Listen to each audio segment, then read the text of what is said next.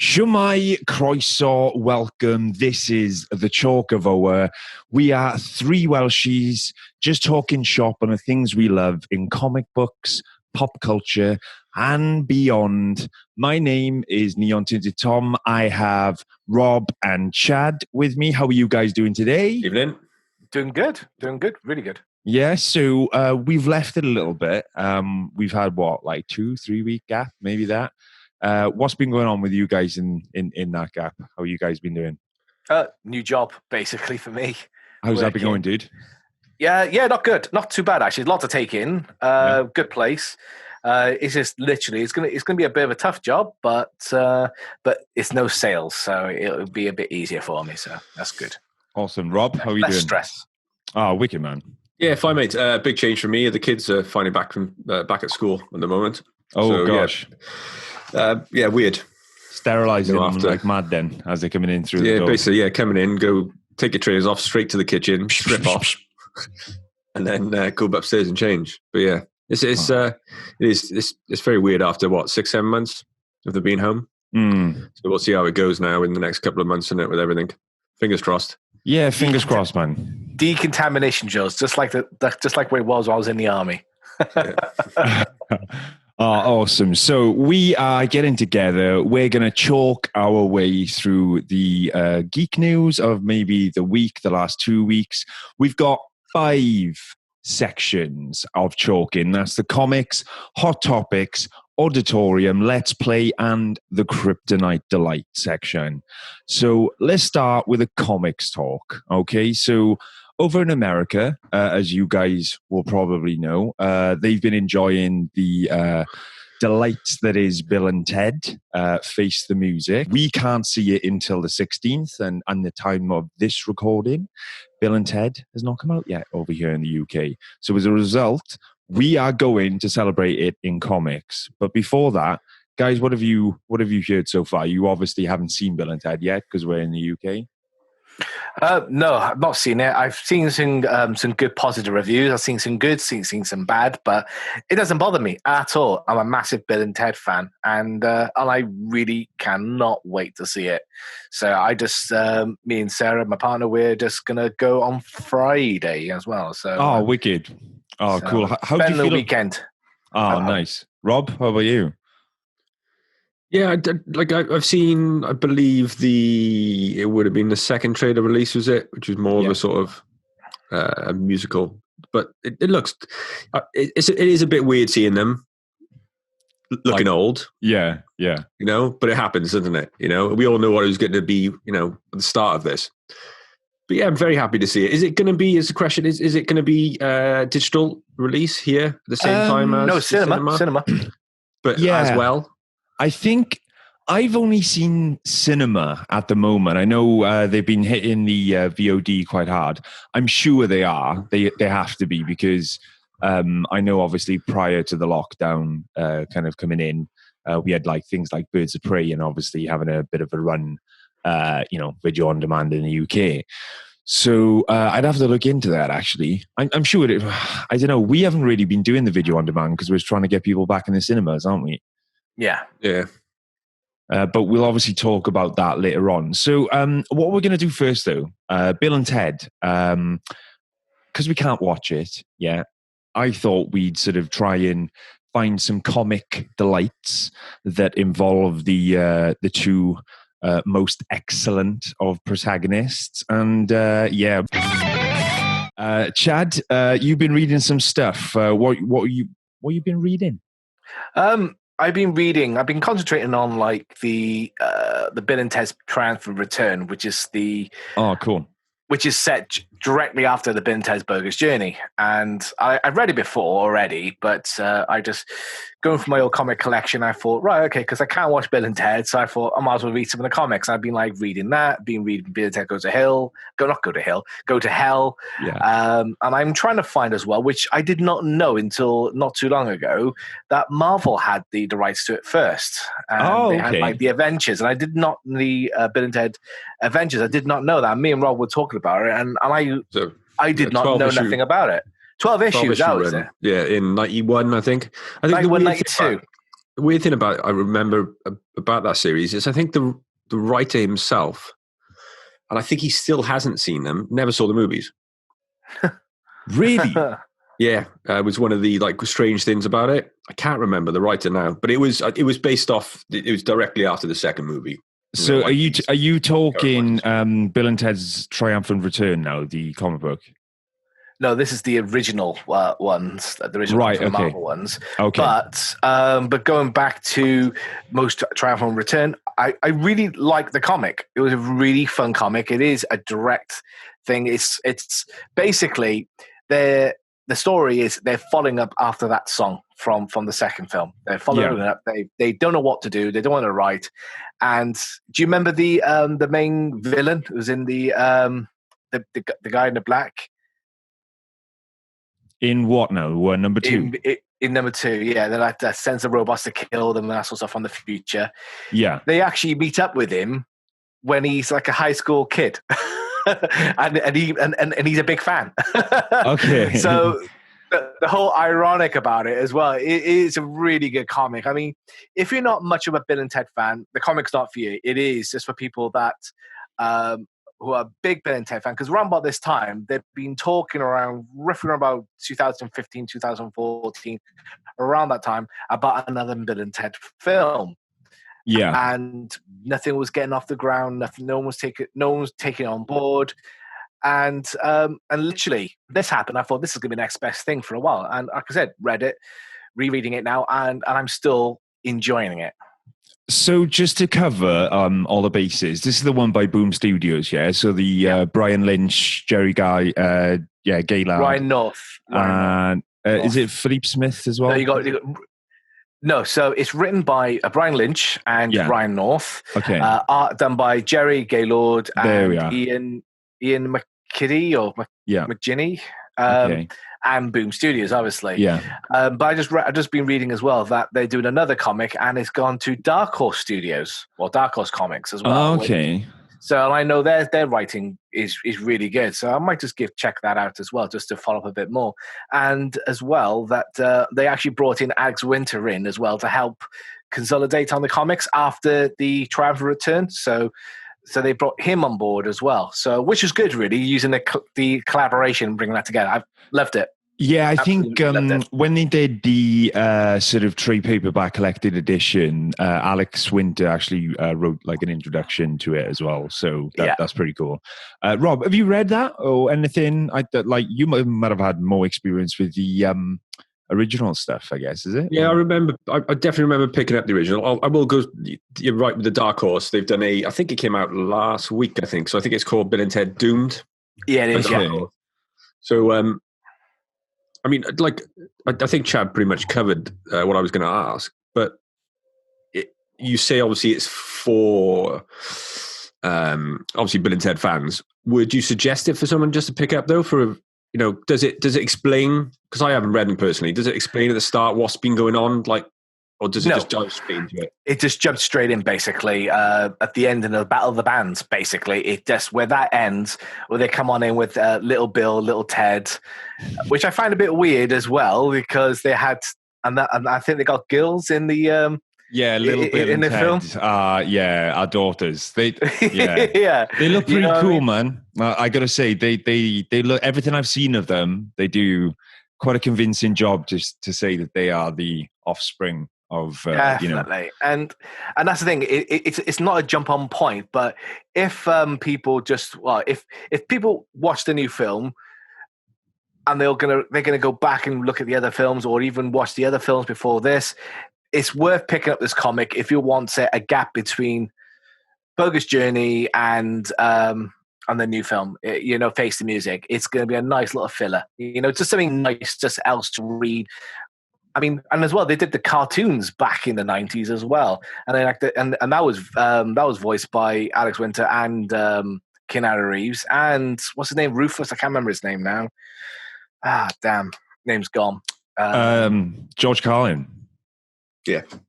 And voiced by them as well. So really, his comedy was so ahead of his time. Oh, raw!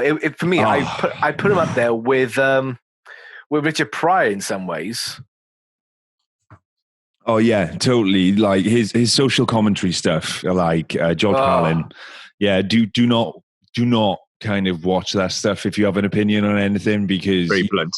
the way the way he deconstructs things is just beautiful. You know, oh, immensely so, immensely so. So, with that in mind, Rob, you've got some other things to talk about in the comic section before we move on, I believe. Yeah, briefly, I don't want to delve too much into it because I know we're going to be touching on Fandom Part 2 later.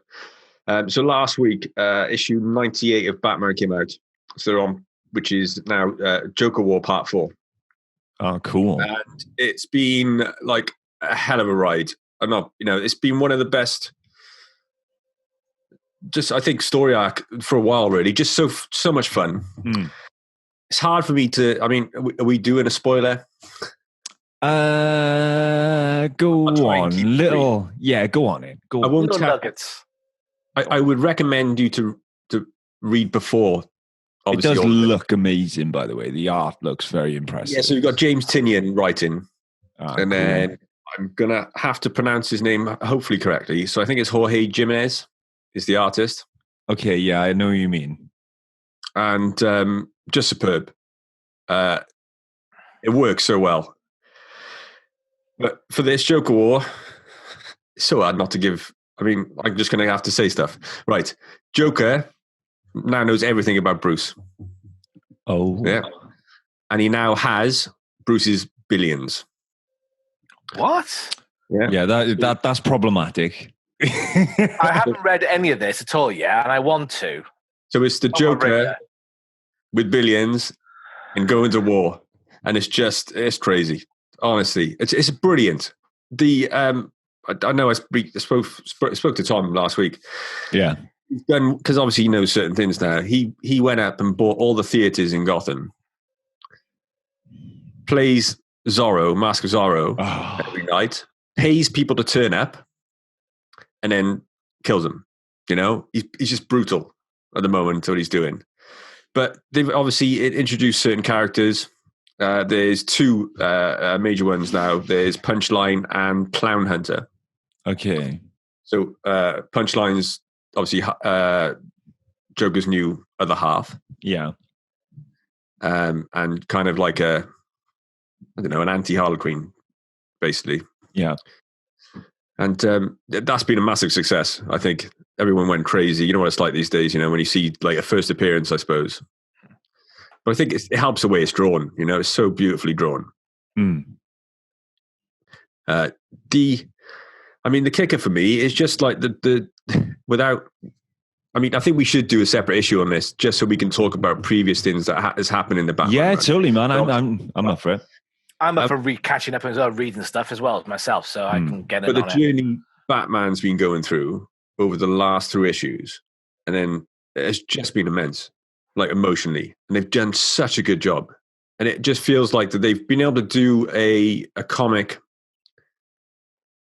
that hasn't been done before, which is a hard thing to do, isn't it? Now, how many Batman comics? They're on issue 1,000. It's just, and they've done it. I feel with these issues, so good on them.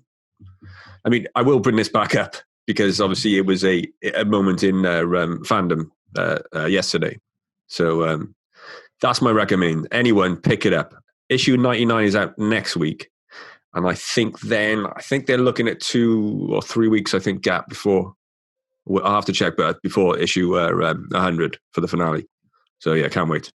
Oh, wicked. Yeah, I look forward to that. So as you said about talking about DC fandom, we're going to go on to the next topic.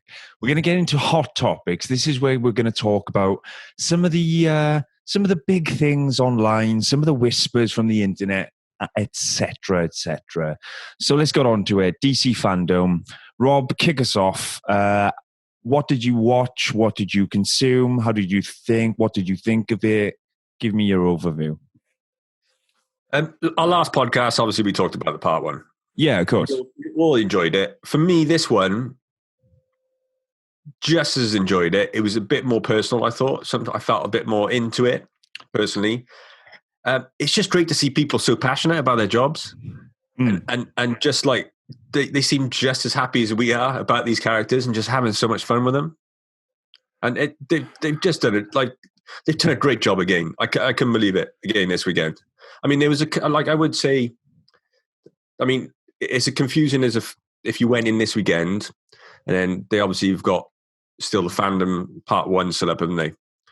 Yeah, there's like basically you've got the Hall of Heroes still there, and you can still consume all that as is, which was really helpful because I did go back and watch certain things that I'd missed that I may not had consumed properly. But yeah, it was a more a la carte sort of experience. Eat as much as you like. You could go into the different 6 sections and sort of have what you want out of them.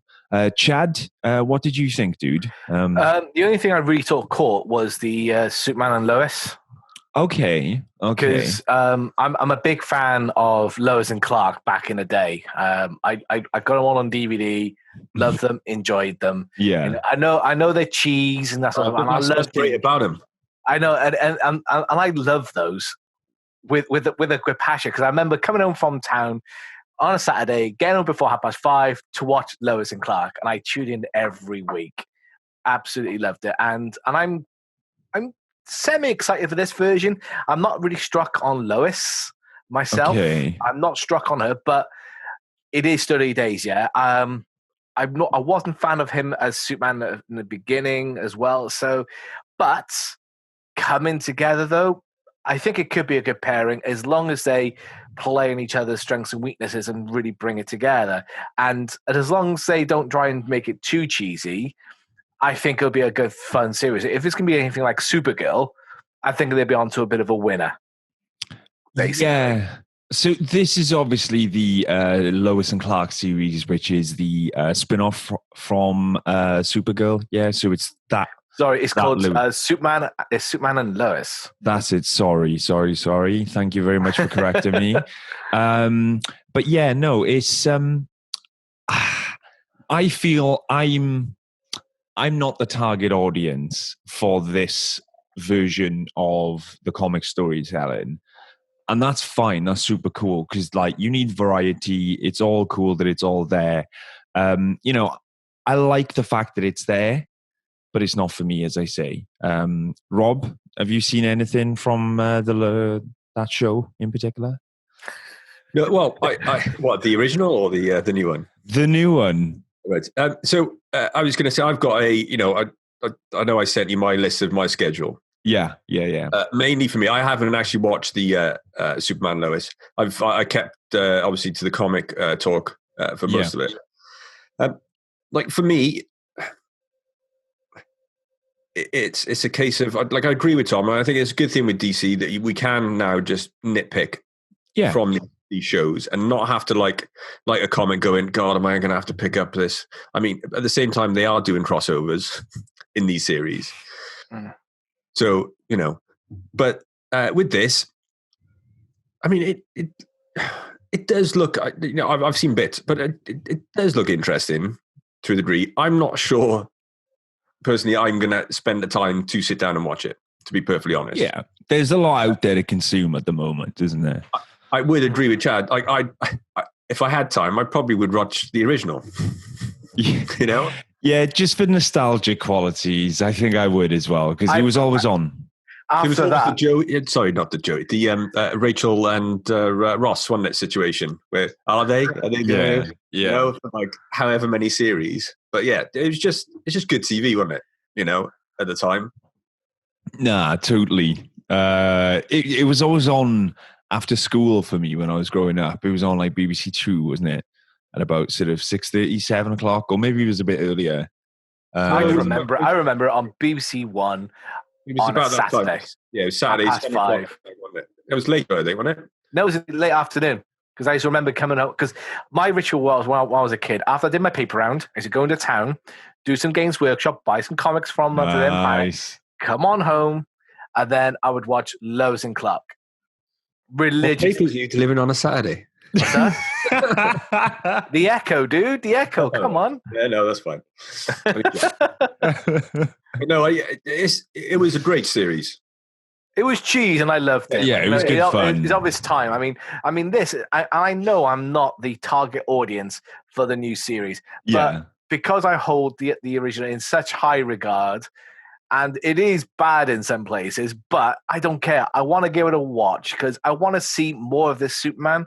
Because in the Supergirl, you only saw bits of him, and he came into it a bit more full time, and then he went away. And I was like thinking, he's not bad as a Superman. I was thinking it would be good if they did a Superman with Lois, something like that. And now they have. So I'm interested. My interest is peaked just to see what it's like. No, definite. So just to give an overview of the kind of like differences of an inexperience then, obviously there were 6 areas. There was the Watchverse, Insiderverse, Hughverse, Funverse, Hall of Heroes, and then the Kidsverse. Now, I'll be honest with you, I didn't look in the Kidsverse.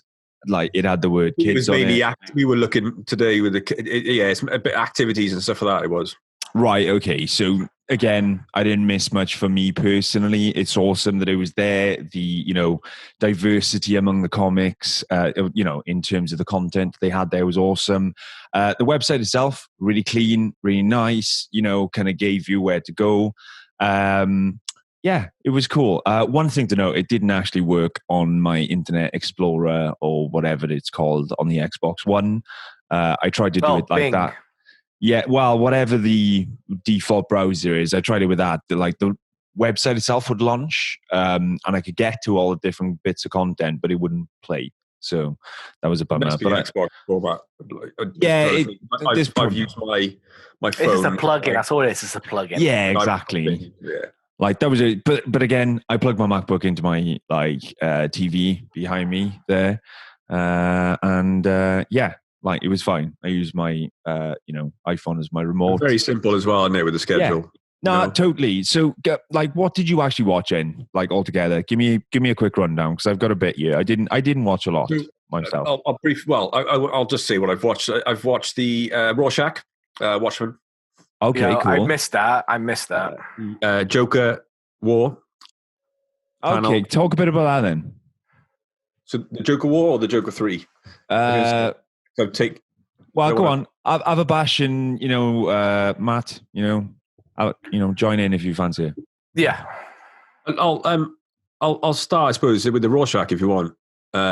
Just as a brief look into it. Yeah, because I missed that. So it was Damon Lindelof heading up the I think, who obviously is the guy behind the Watchmen TV series at the moment. Yeah, showrunner. Yeah. And Tom Kin, writer, and Jorge Fawns, I think that's how you pronounce his. Apologies if it's not, doing the artwork. And do you know what? I think it was only about 20 odd minutes. But these guys, first of all, they know their stuff. Yeah. About everything. And fans of each other, which is nice to see. And like Damon Lindelof, like so much respect for these two guys. But they had it was just a passionate chat about everything. The issues, the comics coming out itself is a 12-issue run. Okay. It's set after, the original Watchmen. It's going to be a sort of mystery murder, so a detective going around solving, a mystery, but at the same time, sort of conflicted with his own opinions about the world and whether there's not too much spoilers, but I suppose I don't know whether he's may become a Rorschach because of what he feels. And they obviously brought up the how Rorschach feels. Alan Moore traditionally, I think they were saying they portrayed him with Mr. A and The Question, like Ditko characters. But he was always supposed to be a very black or white character, like the Punisher, for instance. Right, okay. There's either good or bad. There's no in between. And, that's very true. And there's something about those characters that people love. Mm. You see all this Superman, and he has to overthink things. And sometimes you do just want to see, no, that's wrong. I'm doing this. Job done. I'd be interested to think of, whether you guys have obviously read the comic or watched the films, on your perspective on Rorschach. And, is he a popular character with you within that team or within the Minutemen? I would say definitely, because he's almost like him and Night Owl were almost like the conscience of the team, because with Rorschach, because he does go over the edge a bit, and because of what he's experienced and what he's feeling, he's had a real tough upbringing as well as a kid. I mean, his mother was a hooker and that sort of thing as well, and having that and having the life that he's had, it's going to have a massive impact on him, and hence the reason why it has that personality shift. But I've read the comics, I've seen the films, I've seen the extended cuts and stuff like that. Yeah. And Rorschach is just, for me, he's just a normal guy wanting to do the best, and that's it. He has got. He always thinks about escape plans. He always thinks about trying to stay a couple of steps ahead. But when the shit hits the fan, so to speak, he's the kind of person that will just react. He will react in the moment, and there's not a lot of superheroes that will react in that moment, and that's resonated with me. And it's just access it and then just react, even though it's good or bad. But he has to make a decision, and then lives with it as well. So he lives by his convictions, and hence the journal that he kept as well. And then he just sends that to the paper at the end of the film, and the fallout from that. Absolutely, really insightful character, and he's not nuts by any means.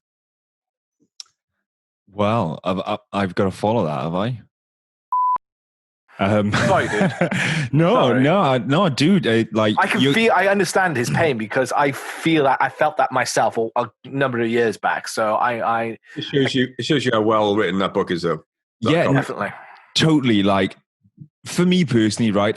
There would be no way that I could eloquently talk about that character after Chad's, obviously great way of putting it. For me personally, I've read the book once over. I've watched the Snyder films a couple of times. They're very dense. They're very pretty to look at. Overall, I really enjoy them, but I haven't consumed them enough to gain the super duper attachments to them. For me, like, again, I don't want to dismiss the way they worked or anything like that, but it's not something that I've got that huge love for. And ultimately, for me, it's a character that has a gripe against everyone, and that's kind of as much as I see it within that, because I'm not totally into it. I'm into it, but like not on the level that Chad's just put it across. They said they're all agreeing on the fact that, I think, and it does make sense, that, like you said, it's a read, isn't it? Oh yeah, it's totally. One of those books, and they said if you're going to read it how it was released. The monthly issues, and you can digest it better. You read it as a whole, and it's just like you said, it's hard work, isn't it? A lot to take in. But going back to the one thing I didn't know was that Tom King worked for the CIA. All right, okay.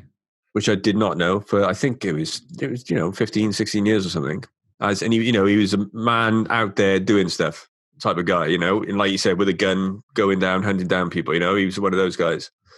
Jeepers. And but like seeing him, it's going back to what I said. These guys are having so much fun. They so love and know what they're talking about in this industry, and it's great. We've you've got to be thankful, because we've had some amazing stories over the last 10 years, but 5 years especially with DC have been amazing. It's quite rare to have that type of insights together and having that on there. By the sounds of it sounds like they got a really incredible insight, and that is a rare thing in comics. I'd recommend you both to watch the 20-minute segment. It's just I will. It's a pleasure. It really is. No, there was a lot of really cool stuff like that, Rob. I got to say, like with some of the stuff, maybe I might have watched some stuff that's a bit different to you. But carry on with the, you were going to say about the Three Jokers as well, I guess. Right, yeah. So the Three Jokers, like looking at the video, it was filmed before the release of the first one. Yeah. Because the interviewer, says about it. But it's written by Jeff Johns, drawn by Jason Fabok, I want to say. Yeah. So the first issue came out end of August. I think it was the 25th. If that falls onto a Wednesday, then I'm right. So it's set now. Precise. And it goes straight in. There's bad stuff going on in Gotham, as there always is. And there's police reports of the Joker doing something here, then doing something there, then doing something there. And the story evolves a little. And again, it's hard to do spoilers. And I spoke to Tom last week about it, but there's 3 Jokers. And they go into this about in the podcast or the video. And it's the original Joker. So the one, the very first, let's say, first appearance. So he was not necessarily funny but he, very serious. And then the second one. Rob, quick thing. I just want to say, Chad, word of warning, okay? This might involve a multiverse concept, okay? I'm fine with it in comics. We don't know that, though, I suppose, anymore. I'm fine in comics. It's just the movies. I'm a bit sort of like, no, I don't want it to be. But sorry, Rob. Because in the comics, they always have had the multiverse. So I'm fine with it in comics. Okay, so carry on, Rob. Sorry, I had to do that. I hate you sometimes. I hate you. The second one Joker they've got in is sort of the killing Joker. And then the third one is today's Joker. I think these guys have been at it for years, both of them. I mean, Jason Fabok seems so passionate about everything. He's done his research ridiculously. And he's very passionate to the point that Jeff Johns was like, I need, you're telling me this now, and you want it to be your legend, your this sort of comic. But again, it's a beautiful, it's prestige format, and it's the Black Label series. Ah, nice. And it's just phenomenal. There's one part in it which I would recommend just everyone, obviously, to read the first issue. But there's one part in it. You've got 3 Jokers, and then obviously 3 characters, then heroes. So you have Batman, Jason Todd, and Batgirl, yeah? Barbara. Yeah. And it's basically them bouncing off their idea for the whole series was them how they deal with what Joker's done with them over the years. Okay, cool. The wrong ways of and obviously, or healing the right and the wrong way. And obviously Barbara has healed okay. And then I suppose we can all agree Jason healed wrongly. Poorly. And Batman, I suppose, is in between. Yeah. Okay, cool. And yeah, it's just I was very passionate about it last week speaking to you. And it is, do you know what? It's refreshing. Again, and it's just another hit as far as I'm concerned. Is it out now, this comic? Yeah, issue 1 is out, yeah. I know what I'm going to be picking up then on payday soon. Oh, thanks, I have a list. It's there's amazing stuff at the moment out. Well written, well drawn, well researched. Just, what can you say really about those things? No, there's some wicked stuff, because I did notice if you went looking for it, there was some real goodies out there, and there's some real creative stuff upcoming over the next couple of months / year. However, they're going to sort of distribute things is another question with the DC stuff. But what other stuff were on your list? Did you consume anything else, Rob? So I did a couple of different things. I don't particularly. There's no point going into the Joker War thing. I think we'll do some sort of talk on that when the last couple of issues come out. Yeah, and I have to read up on that and read the other stuff beforehand as well. So because it definitely sounds more like me. So I think we'll have to talk about the metal. Oh, right. So I am so glad you said this, because I was just spamming our WhatsApp group today with just so much excitement whilst I was watching the DC's metal stuff, the tour of death metal. It just looks mad. It's so cool. It's like I'm so glad. Like again, you both need to read the comics. I have. Well, no, I have. I've read the first. I'd read the first one when it first came out. So the first trade paperback of the complete story, like the one before this, of the first idea they had. I've watched. I read that and I was like, this is so cool. But then I will just eat up anything that Scott Snyder and Greg Capullo do, because them with Zack Snyder's sort of Man of Steel, they were the first kind of like duo that I sort of consumed because on their New 52 run of Batman. So his art style, and then Scott Snyder's voice for Batman and the way that they presented the characters. When Metal came out, I was like, yeah, this is so cool. It's cool that just carry on. I'm just gonna lie in the corner. Going into it, I think if you wanted to go straight into what they're doing now, it's a lot to take in. Oh yeah, personally, because you've got obviously what you're talking about. You have the Justice League run as well. Yeah, with Perpetua and the Joker and stuff. So it is a massive thing. But at the same time, I mean, I reread the first 3 issues yesterday. Was it yesterday or Friday? And again, without too much of it, you could just go straight into it. And I know we joked earlier about the multiverse, and it comes into play, all right? But it's very chilled and simplified a bit more. So I think you can just relax a bit more with it. You can be like, I'm not going to give you too much away, Chad, because you're reading it, but you can say a sentence or two about it, and it's like, right, just dive in. That's all you need to know. Yeah. Like for me, it's like most people will give it a read. It sounds more like me. Yeah, it's a sweet comic, dude. It's a beautiful ride. It's so much fun. It's like that, like late 70s, early 80s album cover, but you've like with the angels and demons and all that kind of, the metal, and you've just put the whole of the Justice League and the Batman universe in there. And it's so cool. And what I thought was cool as well, you're obviously going to talk about this if I don't, is that they're going like sort of full throttle with the accompanying soundtrack as well, which is going to be consistent of people like Marilyn Manson, Zakk Wylde, Greg Capullo himself is going to be playing on there. And they had like a bit of a preview video. Did you see that as well, Rob? Yeah. Of like the animation?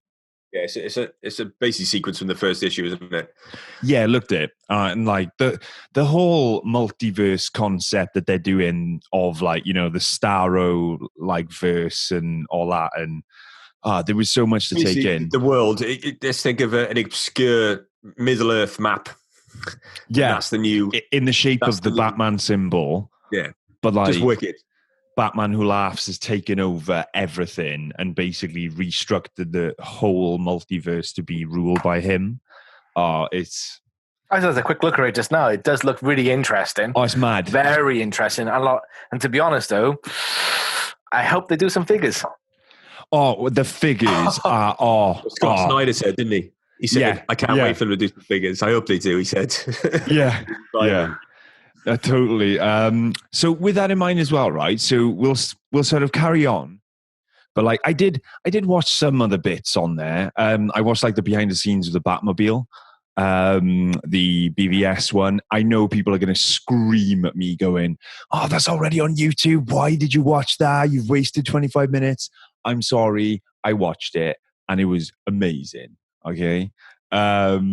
And I also watched, and this was from the Hall of Heroes, so I missed this the first time, but I watched the panel on Milestone Comics. Did you guys see that at all? No, I didn't watch much of the whole weekend because I was here then everywhere this weekend. Like I said, the only thing I really caught was just the Superman and Lois. That was it.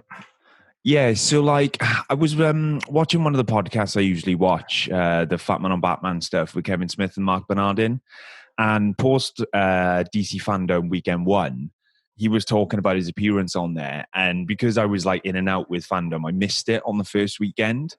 So I had a watch of it, and it was basically him sort of as the panel host with Jim Lee, Dennis Cowan, Reggie Hudlin, and Phil Lamar.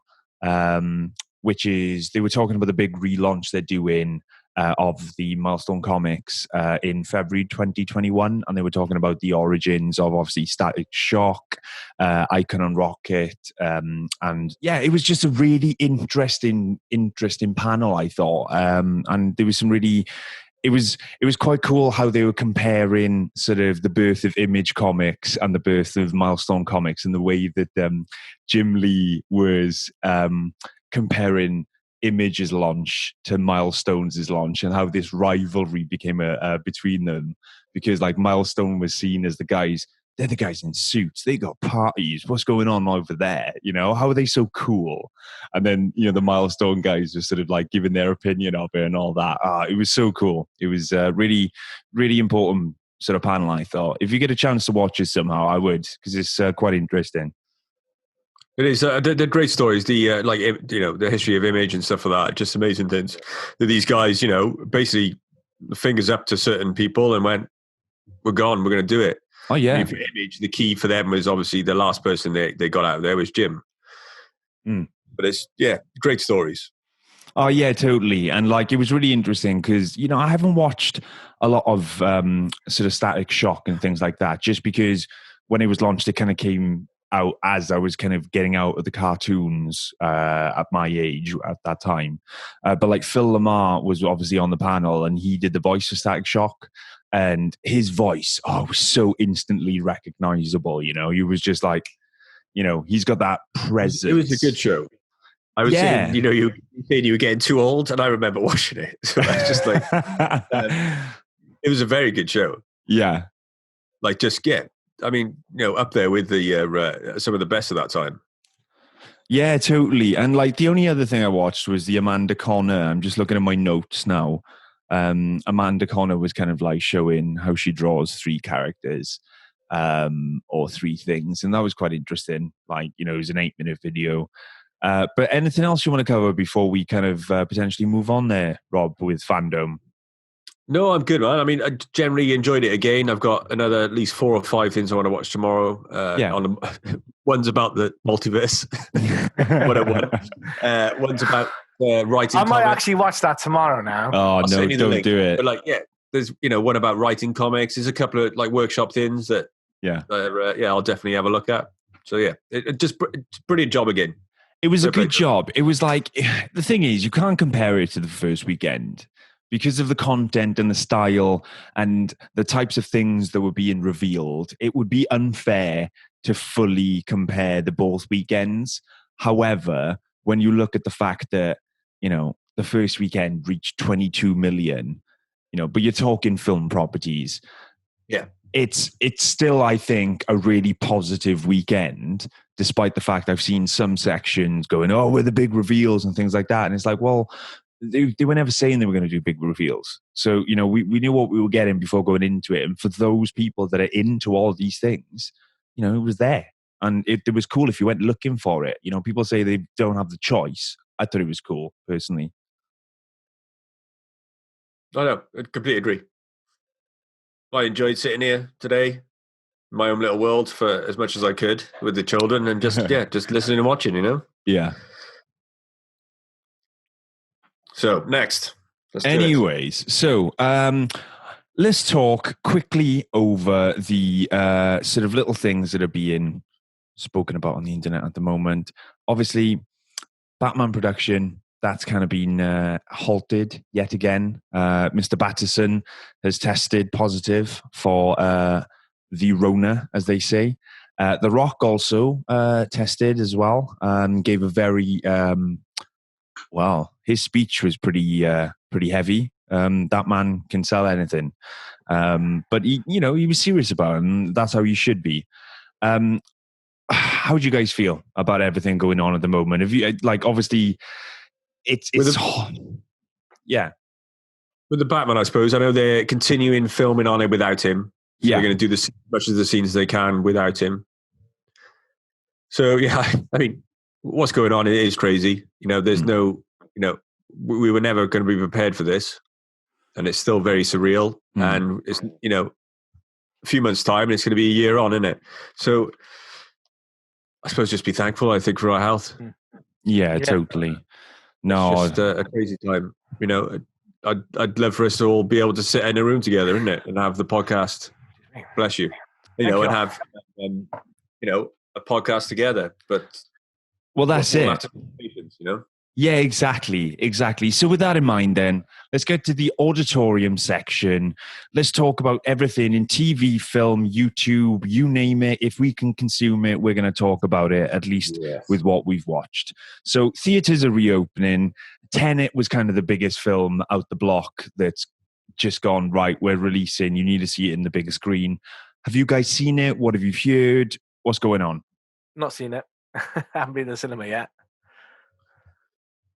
Yeah, me either. I mean, my opinion at the moment, there's some films coming out that I would love to see in the cinema, but for me, I'm still not comfortable enough to go. Yeah, I think about it. No, totally. Like, I'll be honest, I haven't seen it yet. I'm still, well, to be honest with you, I'm skint at the moment, so I haven't got the expendable income to try and go to the cinema. So I haven't seen Tenet. The reviews out the block are positive if you like Christopher Nolan style of storytelling. If you don't, you're probably not going to understand the narrative of the film and get confused with the slight time travel elements that I believe is happening. So that's what I know of it. You know, I've heard a lot of people, it's one of them films that gets better every time you watch it. You understand more. You might see this the second time round, things like that. It's a Chris Nolan film. It's one of them, you know. What have you guys been watching elsewhere other than the theaters? Because obviously with the movies, we've seen that Wonder Woman and Dune as well. Yeah, let's talk Dune then. Dune and one. What do you think? I'm really looking forward to it. I'm extremely excited for this film. I mean, I love the original, love the books, and I love Children of Doom as well. Not Doom, Dune. Loved it all. I love the whole thing, the whole universe. I love, and seeing this now on a new take, it's just blew my mind. That trailer just completely blew my mind, and just seeing that sandworm at the end, I was like going, I prefer the original sandworm in some ways. I was going to ask you what you thought about the design. And this one is like, I just went.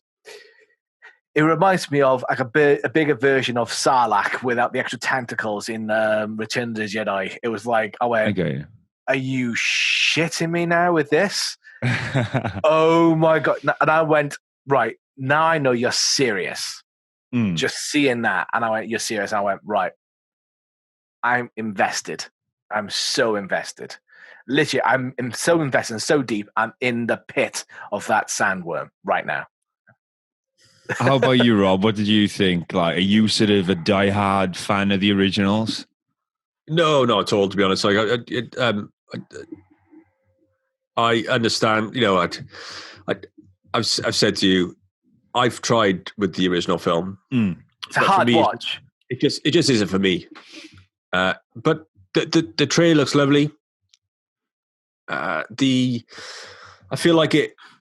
I mean, for me personally, didn't give away too much. No, it's still very mysterious, isn't it? So I'm happy about that. And yeah, I'll definitely see it. It's more my cup of tea, I suppose, than trying to rewatch the original. And that's the good thing about this film, because it's the original is a hard watch. It is, and I struggled with it as well. But once I got older and watched it quite a few times, I got a whole new appreciation for the film.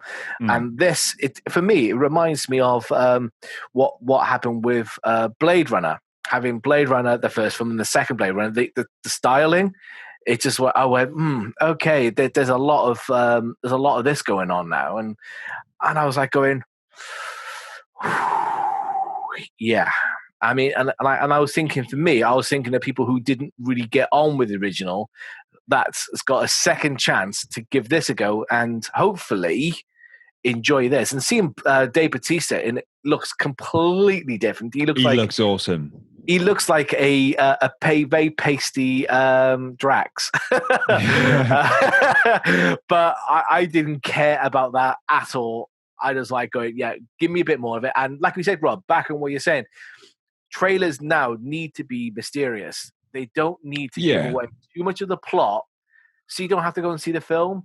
And I wish the trailers did more stuff like that. It showed little bits, but nothing like oh my god, I don't have to go see the film. And I was like, it's fine with films like Tennet, because I showed the wife about a week ago. And I said it's brilliant because she knows I don't watch. You both know I don't watch like extended trailers.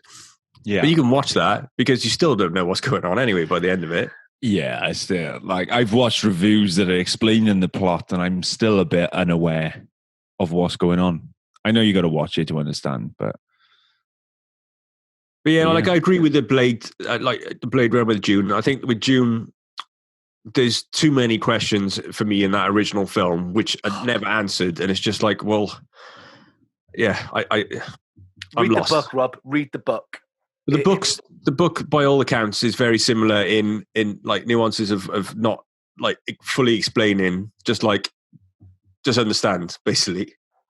But it's just for me, it was just hard work. I will try it. I promise you now. I will try it again, the original film, and go for it. Please do, mate. Honestly, because I mean, I watched that film so many times, and yes, it is a big film. There's a lot to digest, but if you just take it verbatim that this is it just clicks. Some parts of it does click, and you do feel like, oh, right, okay, I get it. But there's bits like you still won't get, but you still appreciate the film for what it was trying to do. So yeah, and it had a really good music score to it as well. Amazing music score, so good. And yeah, wow. And you know what? I think next week I'm going to watch it again. Just talking about it now, I've got that love for it again. So yeah, I need to do that. Wicked stuff. So I want to talk about something, at least broad strokes, if we've seen a bit of it.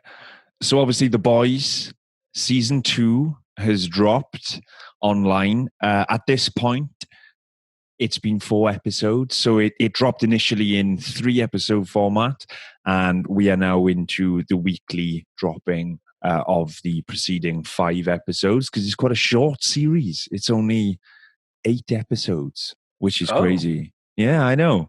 But then again, it's an expensive looking show, let's be honest. So if it's only 8 episodes, it's going to be great. So what have you watched so far, guys? Have you seen much of it? 2 episodes. I think that's it. That's all I've seen so far. Of the new season. New season, yeah. All right, so I've only still watched the first series. Oh, well. Okay. I've read the comics, if that's any consolation. Well, I don't know. So I haven't read the comics, so I don't know what's going to get spoiled. I've never read the comics, but yeah. I just put it on my wish list, my Amazon wish list. Because I will say, like, as much and with the comics as well, they've done a cracking job on it. The fact you can have so much fun and interest when there's like super dark tones throughout, but you're still like having fun. It's just like job done. Well, I was going to say, like, have you heard of a character called Stormfront in your comic then at any point? So I had questions about. Are we talking about the new character now within this? Well, I was going to go, as you haven't come up to date. I've watched the trailer, I suppose. Yeah, but as you're not up to date, I don't want to talk too much about it. We'll get to that when we can. But I would like to talk about this new character's introduction and her sort of evolution across the first 4 episodes to a point, because Homelander has a new rival as like the biggest, insert expletive here, in the whole of this world, because holy moly, she is one horrible piece of work. No, 100%. Like, from what I could see, I suppose, of the trailer, and the fact that if you think of the other people reacting,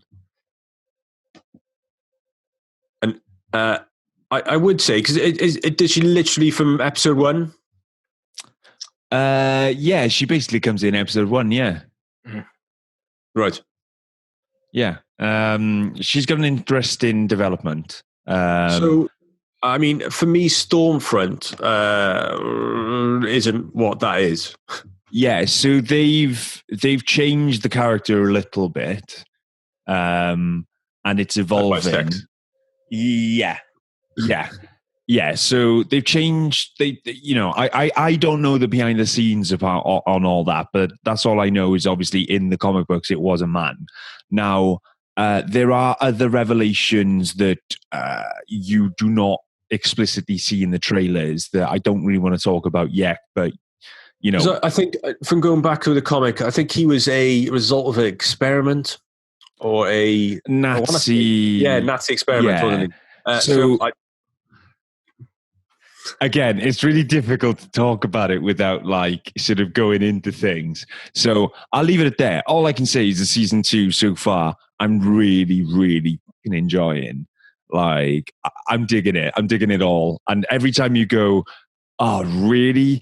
Oh no! Oh no! Oh no! They're doing it.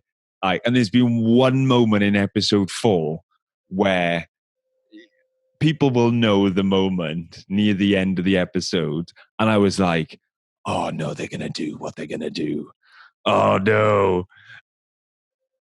And I'll leave you at that. It is a conscious hider sometimes. Like with like scary movies when you hide behind a pillow. With that, yeah. like a couple of times I felt like just awkward.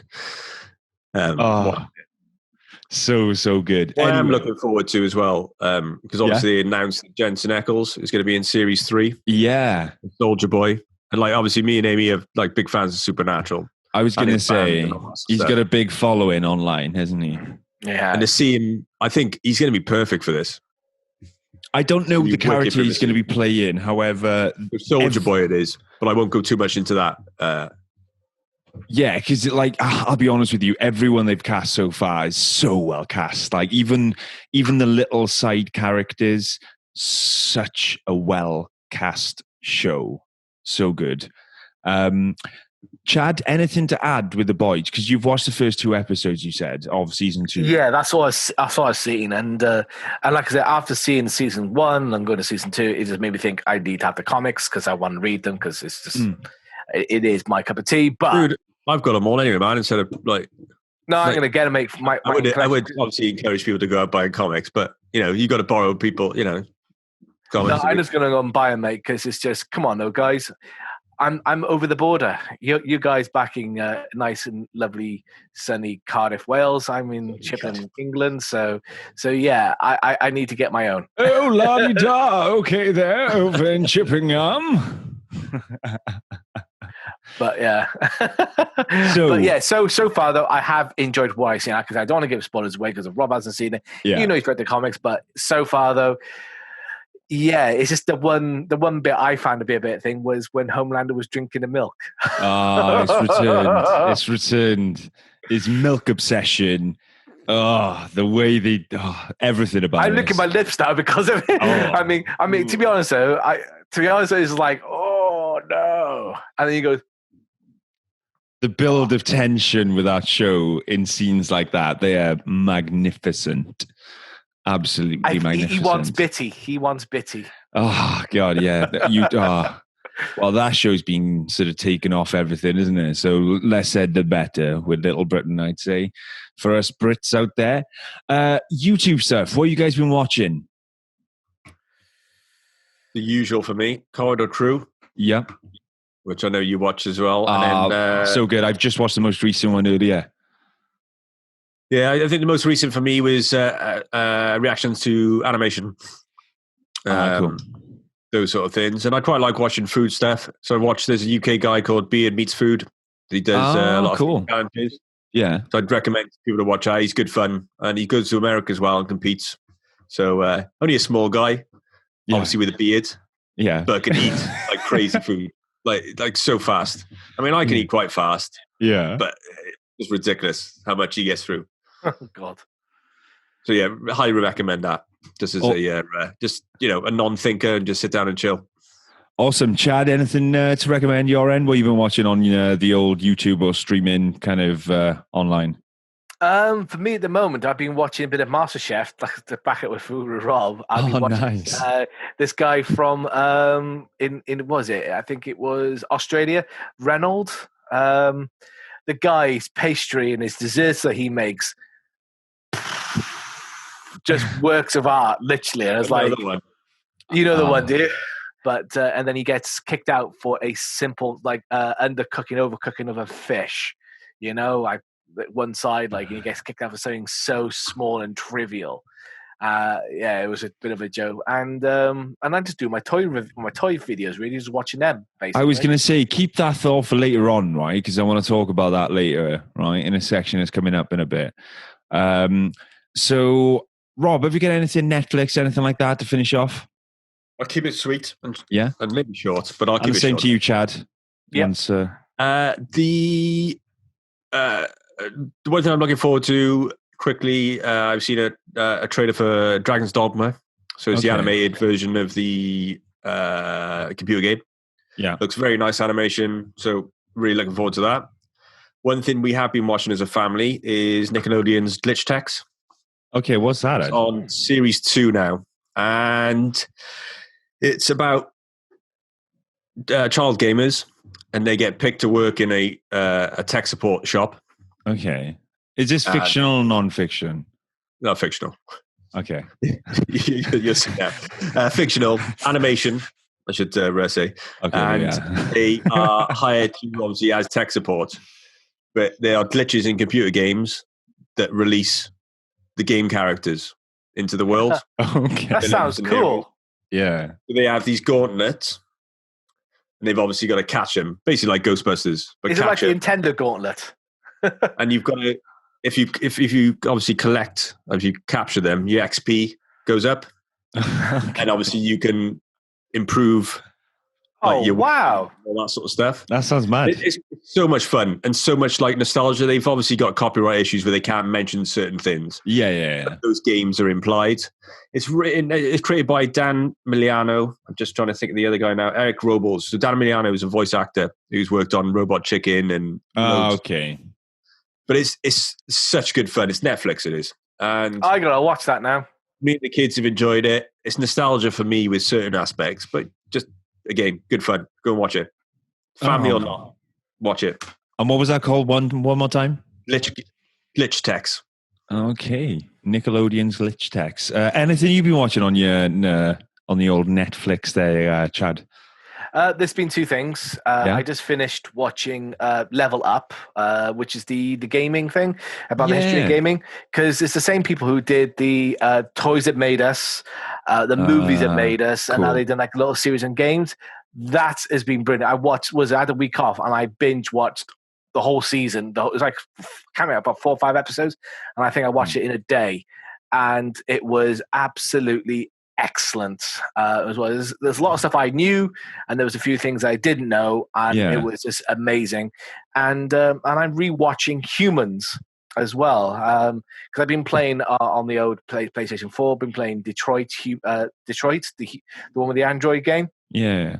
So I've been playing that, and I thought, this reminds me so much of Humans. So I've never finished the season, because I finished the first season, but I never watched the third and second season. Yeah. So it's all on Netflix. It's 1 to 3. So I've been rewatching that, and that is a damn good show. Humans, phenomenal, really, really phenomenal. So yeah, those have been my 2 bits I've been watching. Oh, awesome! The only thing I'll add to that actually is I came across this real interesting and wacky show called Dirk Gently's Holistic Detective Agency. Oh, I've heard about that. Oh, guys, it's one of the maddest shows that I've seen, like, in most recent time. Like, it takes some serious swings with how things are presented. It's created for TV by, like, Max Landis. So, you know what you're going to get with Mr. Landis.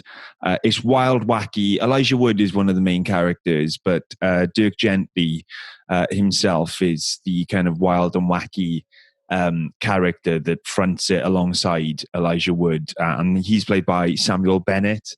It's just wild.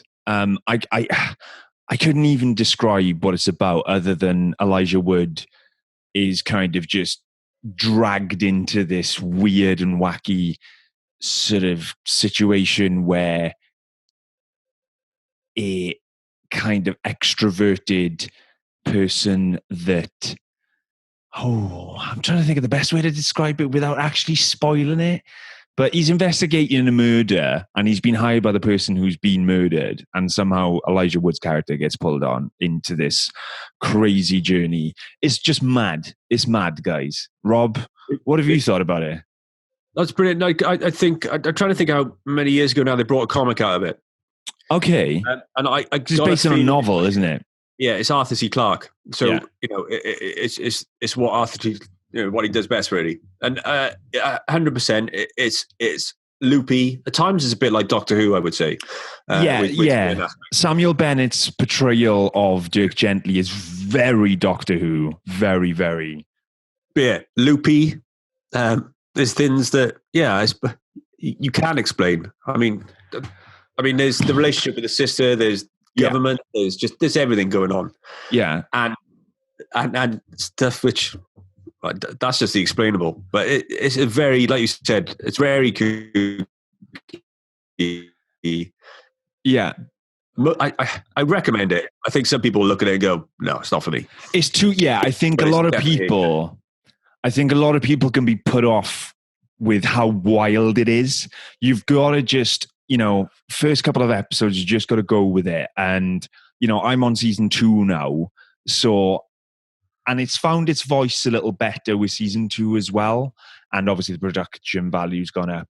Chad, seriously, I know I'm not paying it any justice whatsoever, but it's got a really weird mix of like gritty fantasy, off the wall kind of murder mystery. It is kind of me. And I think after I finish my Humans watch, I will give that a check out.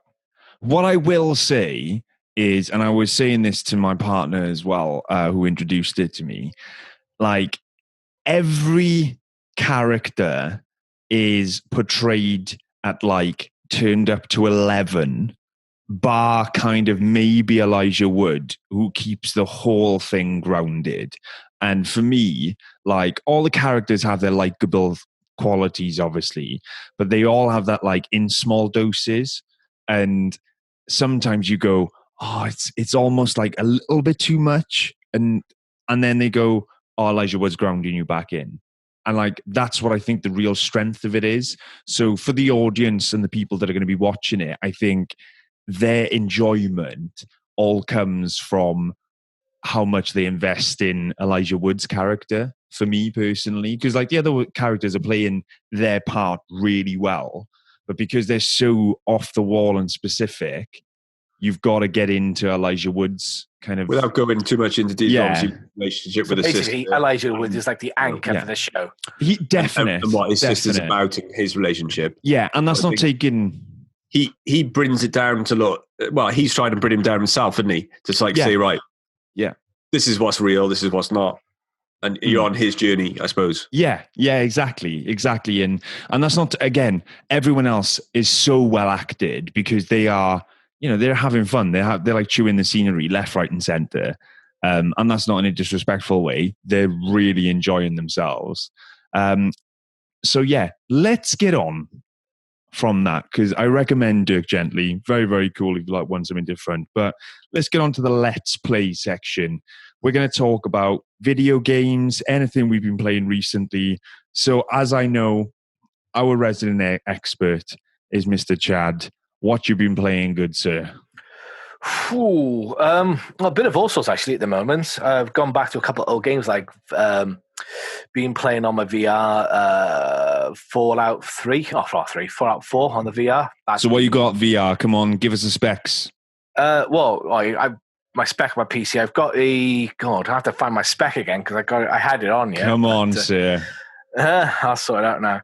I got a pretty good system. I've got a Cooler Master water cooling in there. I've got myself the Gigabyte virtual reality card, which is NVIDIA powered, which is the 2060 Super 8 gigabytes.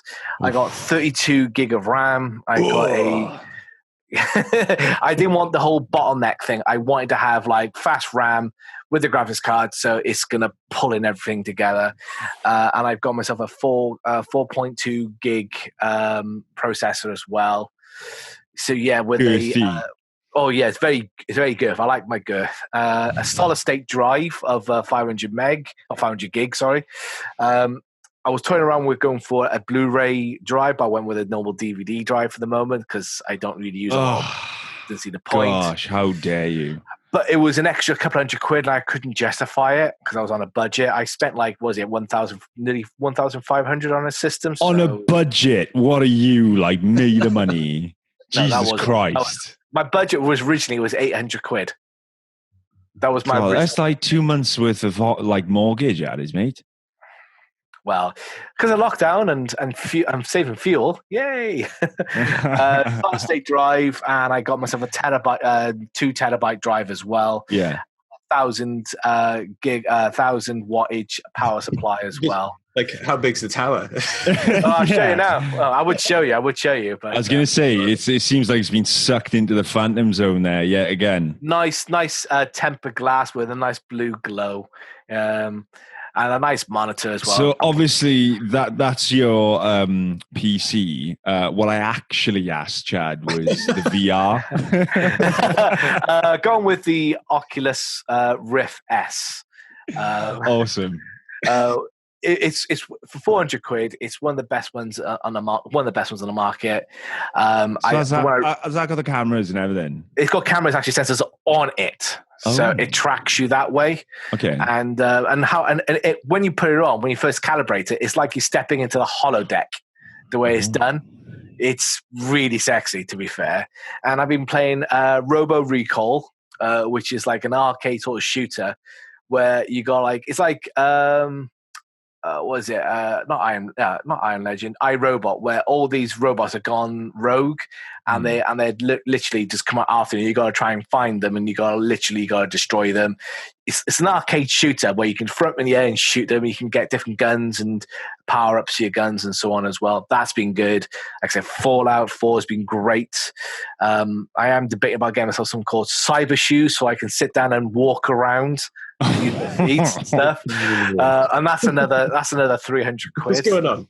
Okay, because the thing is as well, some of the games use a teleport, but some games where if you got these like little shoes you put on your feet, and they got little like runners on them, so it looks like you can walk like that by moving your feet. That obviously makes you move. That makes you move, yeah. But yeah, quite a few little games I've been playing on that as well. And I've just been going back to playing Battletoads. The new Battletoads is on the PC game. Working game. Well, the new version is great. Yeah. So I've been playing quite a lot of games. Quite a lot. Cool, man. Rob, what have you been playing, dude? I'll keep it brief. We've a couple of games this week and last week. The first one I'm going to say is Override Mechs City Brawl. Okay. Which came on to, I think, it was either Xbox, Game Pass, or Xbox Gold. I think it was Game Pass, and it's a fighting game, but you're Zords or mechs on a city landscape, and you just fight. So think of Power Rangers. Cool. Every end game of Power, end season. That sounds cool. Rangers. And me and the kids have loved it. And I was going to say to you guys, we need to play it. And, okay. I love that. Such good fun. But what do you want now? Xbox. Oh, wicked. So it is such a good game. And it's like just like hitting giant robots into buildings and just like picking up samurai. Basically, it reminds me of, was it King of the Monsters on the Neo Geo and the arcade and the Mega Drive? That's what it sounds like to me. Nice. But that we need to play. The main thing we've been playing, me and the wife have been playing, is Hobbit Lego. Ah, cool, man. Nice. For our anniversary last week. And it's like we've always enjoyed playing the Lego games. Yeah. Especially when we want to chill. It's so much fun. There's so much fun. You don't have to think about it, do you? I know it's a bit repetitive at times, but it's still fun. But the Hobbit replay value, very high replay value. Oh, without a doubt. The Hobbit game's massive. Compared to any other Lego game, it's huge. Mm. It's just epic. And the one main difference that from every Lego game I played, there's voices. Oh, really? Oh. Full voices, obviously scripted for the movie, and they mouse move, and it's like everything. Don't normally get that. And when it first happened, it's like, what's going on? But it works. Yeah. It's really good. Because that was always the thing, wasn't it, with involved. the Lego games? They never had the voices, did they? Yeah. Like them doing like this, and you have to. But huge, and obviously there's the whole Middle Earth going on as well. So you've got your wicked main set of your missions. Then you can go back and you can travel the whole. Basically, it's going to be a nightmare to try and complete. Because we try with the Lego games, we try and do 100%, but this one is just going to be. I'll see you in a month, but it's going to be one of those. But we'll do it. We'll come back to you on the podcast and we'll say when we've done it. Oh, can I quickly interject as well? Quickly, we all know what the big news and leak that was this week with the Xbox pricing for the S and the S and the X. You will tell us, yes. £250 for the. $250, which is worth about £250 for the S, which is without the disk drive and without the 4K capability. Lower spec as well, isn't it? A little bit low spec, but not by much. It's very marginal. Very marginal. It still does the same amount of teraflops, which is great. Which is about 12. I can't remember. And then you got the one which I'm going to get, because even though I built my PC to outperform it, then the NVIDIA just did their new system, the new card, which is the 40 or 3060 or 3080, I think it is, and that's a card I want now. So, but yeah, so I'm going to get myself the X series when it comes out in pre-orders, and it's going to be about £400 or something like that, and it's going to be pre-order available at Game and most retailers on the 22nd of September. But there is a really good deal out there as well. If you go to Microsoft and you cancel your Game Pass, you pay extra. I think you pay about £40 a month, something like that. Over a 2-year contract, you get yourself the Xbox X Series with your Game Pass and EA and Access All Area for about $40 or 40 odd quid.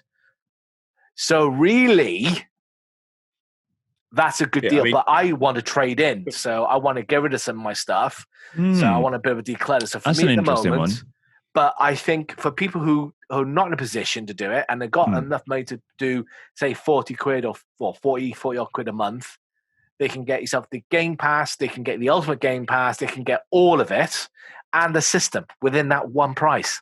How good is that? That's amazing. It's not bad. That blew my mind.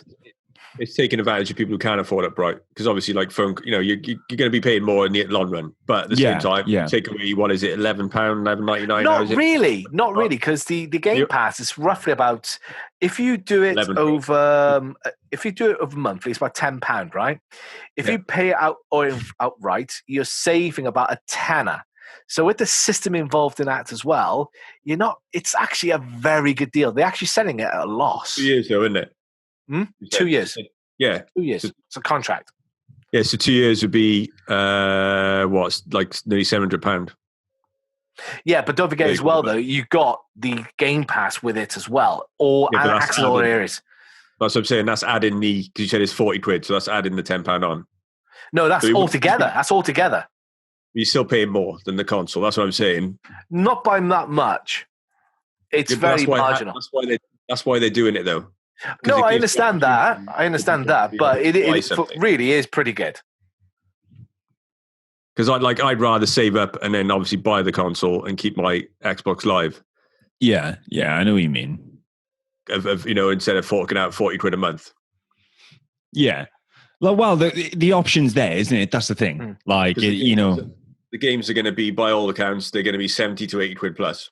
I have heard that, but I have heard as well that that's going to be a fact for the AAA titles. Well, they've basically said, Microsoft, we'll charge what we want because they'll pay for it. Yeah, that's pretty much what they announced. But it's just one of those things, isn't it? Especially when you go in full digital, when you're still paying that premium. I prefer not to go digital. I mean, fully digital with my games, because some of the games are like an extra £10-15 on top, and I'm going, I'm not paying that. And I refuse to do it. But good thing about it as well, though, if you bought some games which is that is can work on the Xbox X series. Like, for example, what's the main game? Valhalla, the Assassin's Creed game. If you buy it on the Xbox One, you get it for the Xbox X series. Oh, cool. So you get the enhanced version as well. So there's a couple of games that are doing it like that as well, which I think is really good what Microsoft are doing. So you buy one, but you can still use it on the other version and you get a higher version. Well, one thing I would say is someone that's currently got the digital only Xbox One, I would certainly suggest those if they can afford the slightly more expensive, new Xbox, because like I didn't think it was going to be a huge problem at the start, if I'm honest, but ultimately, you get completely shafted when it comes to buying games digitally. I find. I'm a bit of a scrounger, so I didn't realize how much secondhand games I actually bought. And because now I have no disc drive, everything's digital. So, for example, in the next bit I was going to talk in this next in the Let's Play, I bought Tony Hawk, the remake 1 and 2. Now, I think it's overpriced. I really think for the first two games, it's overpriced. Well, it is and it isn't, right? Because obviously it does play like a current gen title. It is fundamentally the first game and second game remastered. The physics have been updated. For the second time it's been remastered. Yeah, exactly. There is differences with this one because they have changed some of the locations. They've changed some of the goals. They've added in some new skaters as well. And I've been using one of the newer skaters mostly whilst I've been playing through it. Is Bam Margera still in it? I didn't see Bam in there, no. And have they still got the original music from the first game? So bits and bobs. So what I was going to say is over the top of us speaking here now, you'll be able to see some footage that I've captured of some of the gameplay that I've been playing. And I have gone through the whole list of the song listing. And the main ones are there. Right, so you've got your Primus, you've got your Sublime, you've got your Rage. They're still there, and they've added DKY? Can't remember. I'll have to look into that. I'll have to send you over the list anyway, because to be honest with you, I do go to my go-to songs because it feels right playing certain style of music and certain tracks over the top of that gameplay. Now, the gameplay itself, it is updated. So the physics are more aggressive. They feel heavier. Everything, you do get larger than life kind of physics out of it. But because of the way that you're going for a slightly more grounded approach, everything kind of feels a bit more thumpy, which is quite good. It's it's really nice. It's got a nice feel to it playing it. It's still got the core elements. You pick up the controller, you play it. It feels like you're playing 1 and 2 from your PlayStation era or however you played it.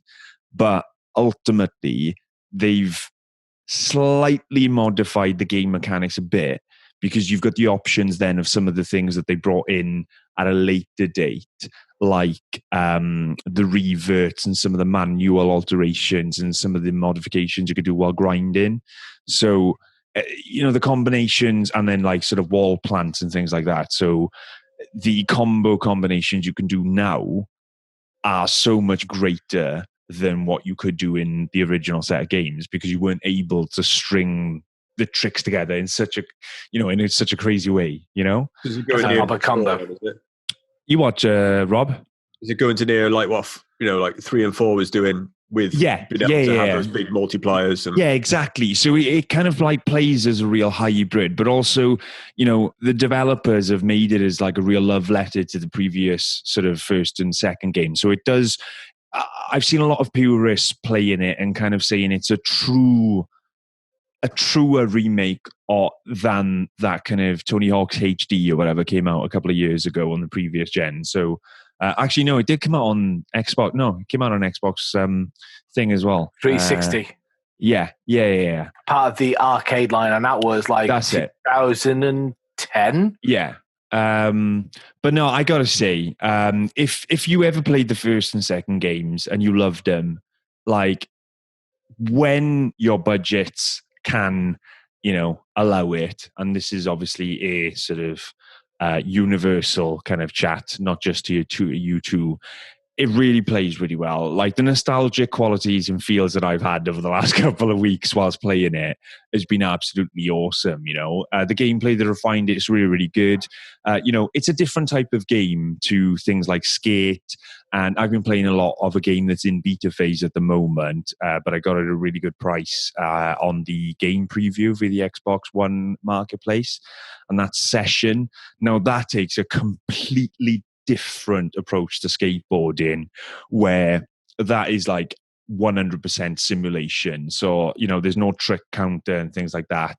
And, that's a completely different conversation. But ultimately, Tony Hawk, the remakes, if you love the first few games, just go out and enjoy yourself.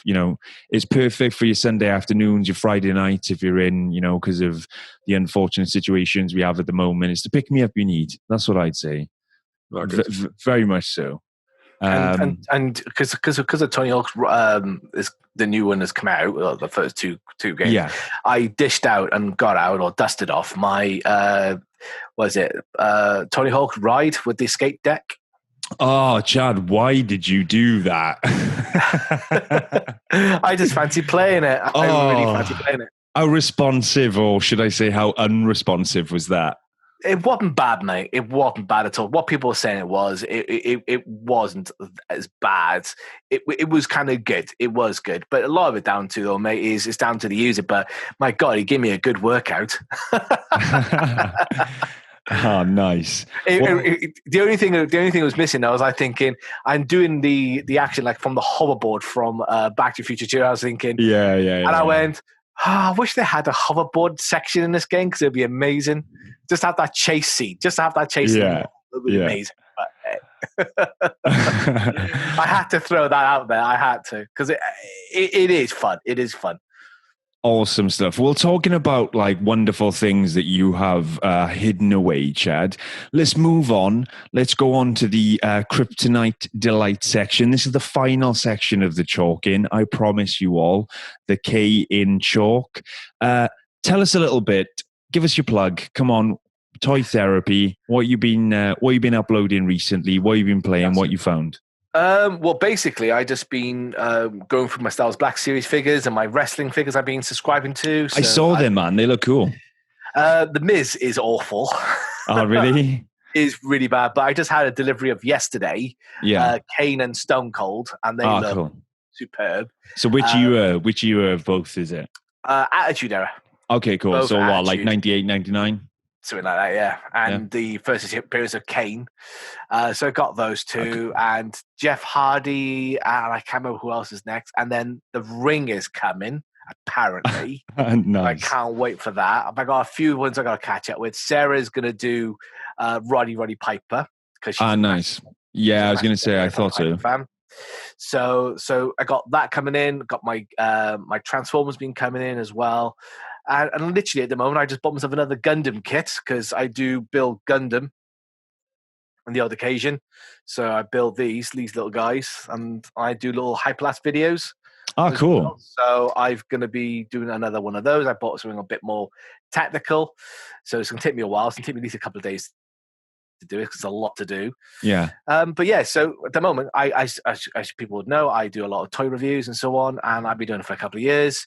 I got a fan base. People like what I do. So, and at the moment, I'm even looking to do a toy podcast as well.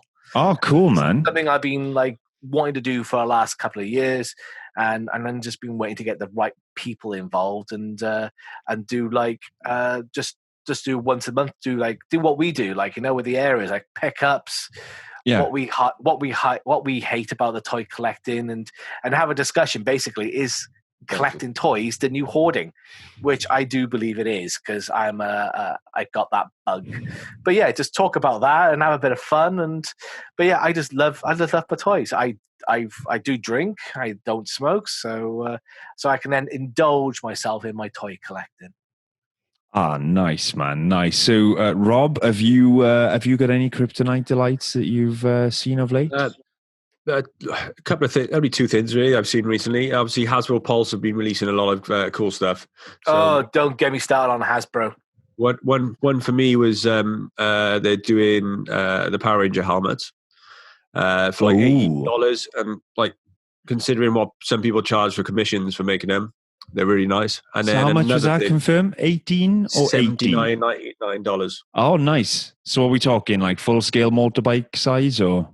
Yeah, full scale. Size. I mean, oh really? I mean, there's some people who won't really like fit. It'd be one of those things. And then another thing, which was a thing of beauty, was a Doctor Doom, the retro collection figure, and it's stunning. I mean, we'll have pictures up here, but it's a stunning figure. They are sold out now. I think it was $20, but it's just a stunning figure. Nice. Obviously a retro, packaging. Mm. But those two things for me, stood out for the last, couple of months. Similar to the Secret Wars ones that they did. Remember the ones with the holograms or the flip up? Oh, I love those so much. Really love those. And they brought out as well. There's the Spider-Man animated series as well, which is a really good line. So good. But Hasbro at the moment, this is my gripe at the moment. Don't get me wrong, I like what they're doing, but they are releasing so much stuff and pre-orders. I can't keep up. It's absolutely crazy. I got two figures coming in on Monday. I got General Akbar and my Camino Clone Trooper. I've pre-ordered as well the Game Classic Jango Fett because with the Black Series they come in through Hasbro Pulse. No, they're not. I got these from Comics and Cocktails and Star Action and Star. I use about three people. I use about three people to get my. I saw your social media post about Comics and Cocktails. That was horrible, man. Oh, I was absolutely gutted. That was gutting. Absolutely gutting. I've met the guys back in it was last year in MCM. It was October, and I was picking up a few exclusives from them, which you only can get there. And I said to him, "Because I ordered quite a lot from you." And he goes, "Oh, that's what they all say." He goes, "What's your name?" And they brought my name. They went, "Bloody hell, you have," because they saw all my pre-orders. I went, "You are." He goes, "Right." They actually said to me, "He goes, what do you do?" I said, "I do reviews and so on." They went, "You want this, do you?" I went, "Yeah." He goes, "We'll take a tenner off." I was like, I wasn't doing it to get any money off, but they're such lovely people. Yeah. And and like I said, I keep in contact with through their page. And to be honest, I was absolutely mortified. They had a massive break-in and a lot of stuff stolen. It's fucking horrible. It is, man. I feel sorry for the people who done pre-orders and are not going to get their stuff as well. So I do feel sorry because at the moment, another gripe I have with Hasbro is all these exclusives with certain retailers, and they forget about the UK market so much, especially with Transformers, Star Wars, and it's really annoying. I mean, this is what I'm going to use my podcast for as well, just to talk about gripes, not just talk about it in a bad light, but it's just, I really think their business model needs to change and stop all these exclusive stuff, because it is, for a collector, like almost like a completist as I am, I get annoyed. I really do. But I understand the way they do it. I understand the reasons why, but they do forget about the UK market just a tiny bit, but it is what it is. And it does get stressful. I had to go on the Red and go, refresh and buy, it's like every day when there's a pre-order day, it's like, oh my god, it's like Christmas Eve, it's like, am I going to get it or not, Awesome. Well, the only thing I've got to add, really, I've got nothing sort of like comic book related at the moment that I've picked up, but I do have my Tubeless Talkbox here. So what this is a wonderful gadget that you put round your neck to, this is the ElectroSpit, it's called, and it's something that I got on Kickstarter.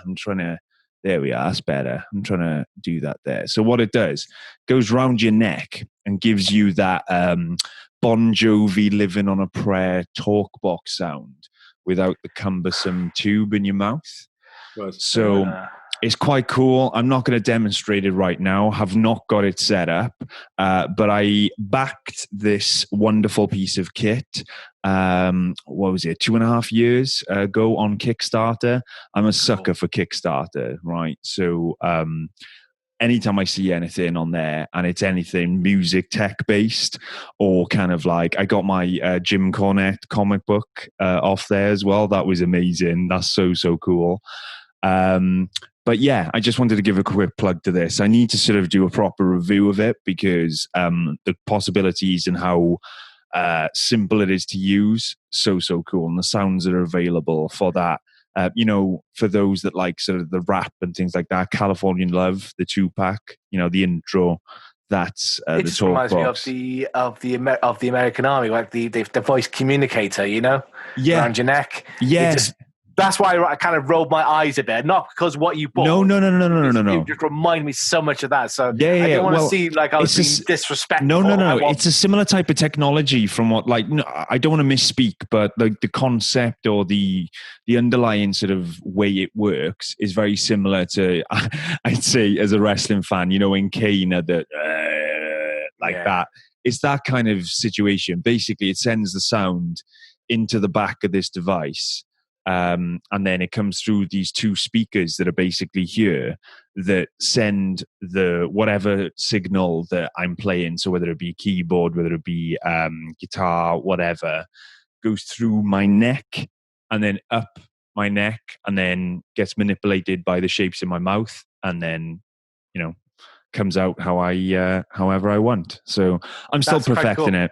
Yeah, it's a super like niche instrument, but my idea for it is quite cool in the end. But less said about that, the better. Anyway, we've come to the end of our chalking. It's quite a long episode, but it's how we want it. Go long and then cut short. So, guys, it's been super fun. It's been awesome to sort of do our first proper full episode with some structures and things like that rather than one topic. Tell us where we can find you going forward from here. Rob? Simple for me. I'm only on Instagram, so it's Pizza Vita on Instagram, and that's me. So if you want to come and follow, and it's basically me and my kids. Really, is the majority, and comics. Awesome, Chad. You can find me on Twitter as Movie Goons. You can find me on Instagram as Toy Therapy, and on YouTube that is Toy Therapy. Awesome stuff. And you can find us on the YouTube. You can find, which is how you're watching this now. You can find us on Instagram, and we are starting to do a Twitter. We're trying to generate a bit more of a social media presence going forward. That'll be Chalk of Oa or some form of variations of. So all I can say is thank you very much. Diolch yn fawr, as we say as us Welshies. And see you next time.